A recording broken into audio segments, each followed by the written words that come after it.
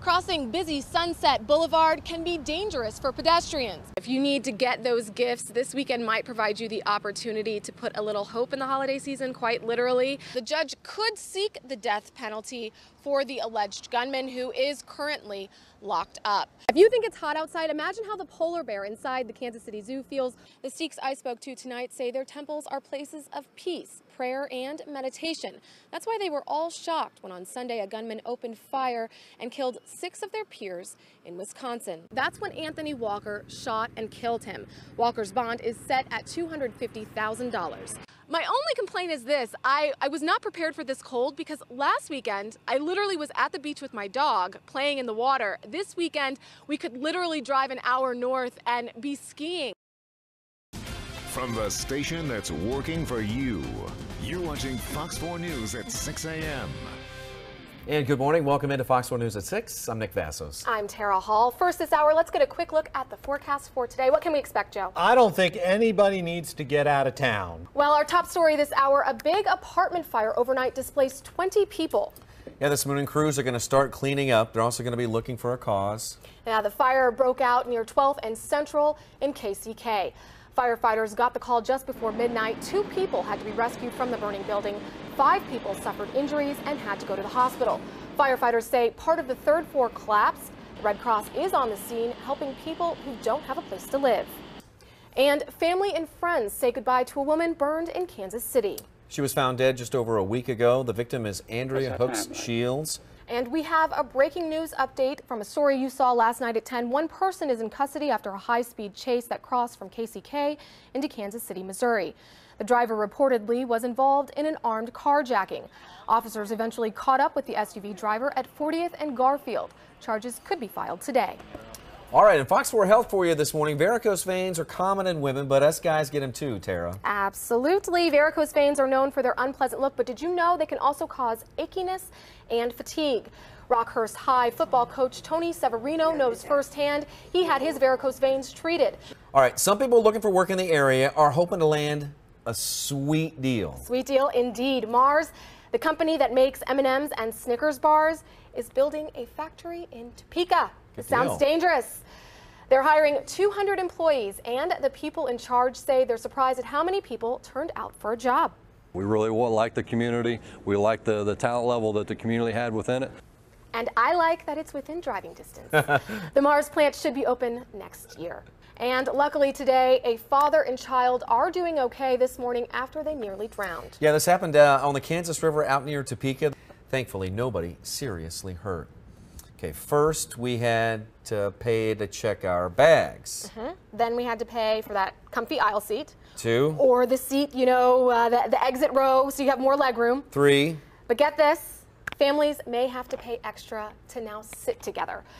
It's all happening because of the passengers who are willing to fork over that extra cash to get what they're calling premium seats, like those in the aisle or the window, and they're leaving fewer options for the rest of us.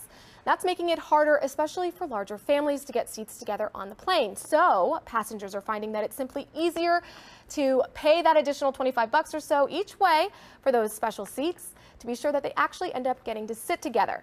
But with fares reaching record highs, people are understandably reluctant to cough up that extra cash.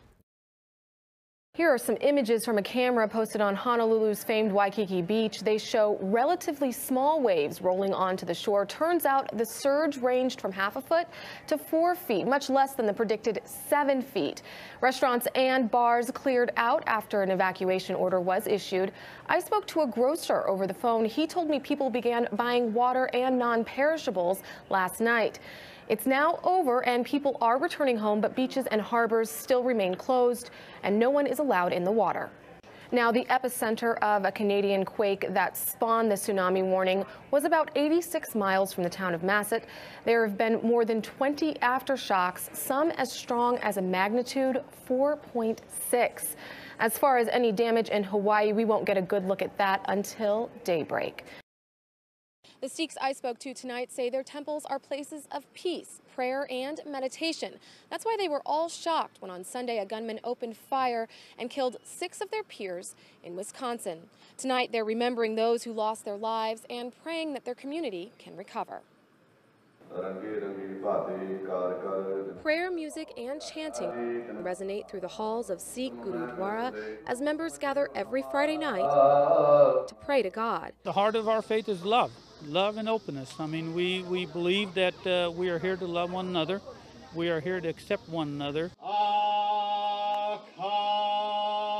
But this Friday night, hearts were heavy as attendees remembered the 6 people who died and the 3 in critical condition after a gunman opened fire in a Wisconsin Sikh temple this past Sunday. Sharanjit Hundal was praying in Shawnee when he got the news. We had a tragic event that happened in a place of worship, which deeply affects us because it is a spiritual place, a place to calm yourself down, to put your worldly thoughts aside and think about God.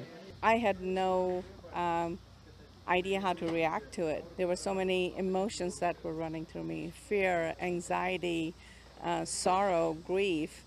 Satinder Hundal says those emotions are rattling through the Sikh community, both locally and worldwide, as followers wonder if they'll be safe in the place they consider most sacred. That's why she and others gathered Friday night to pray, not only for the dead and injured, but also for peace and healing. We want the community to come together with us, remember these victims, pray for these souls, and pray for our healing so that we can understand what happened.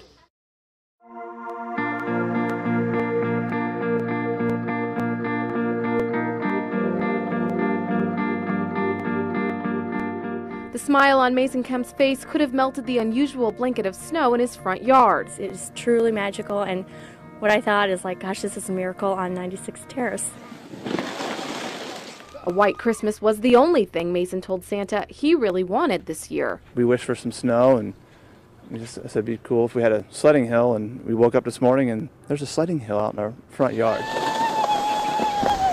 Mason says when Kris Kringle got word of his wish, he asked Mother Nature for a favor, which was no big deal to do for a 9-year-old boy living with brain cancer. I will always remember this day, always remember this day. It's the best Christmas I've ever experienced, and to experience it with my family was even better.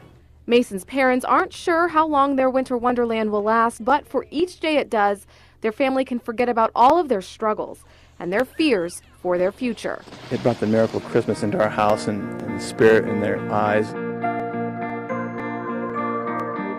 So they can, for once, enjoy life in the moment and make holiday memories they'll keep forever. What we're looking for too is,